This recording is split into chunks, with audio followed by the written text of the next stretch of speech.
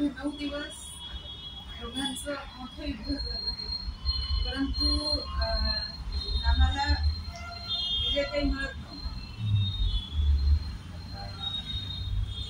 मग त्यांनी विचार केला की आता आपल्याला थोडीशी तरी शक्ती देवीकडून मिळवायला पाहिजे. म्हणून 9व्या दिवशी रात्री दुर्गा देवीची उपासना केली रात्रभर. आणि मग पहाटे देवीने येऊन आशीर्वाद दिला, दृष्टांत दिला की उद्या तुझा विजय होईल. आणि मग दुसऱ्या दिवशी विजय झाला, दशमीच्या दिवशी ती आपण विजयादशमी, बरोबर आहे. पण म्हणजे रामाचा स्वतःचा जन्म नवमीचा, दुर्गेचा अवतार झाला तो नवमीचा. आणि ही घटना घडली की रामाने दुर्गेची उपासना करून वर मिळवतात, ही घटना नवमीची.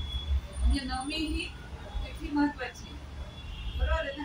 म्हणून आपण अयोध्येला गेल्यावर नवमीच्या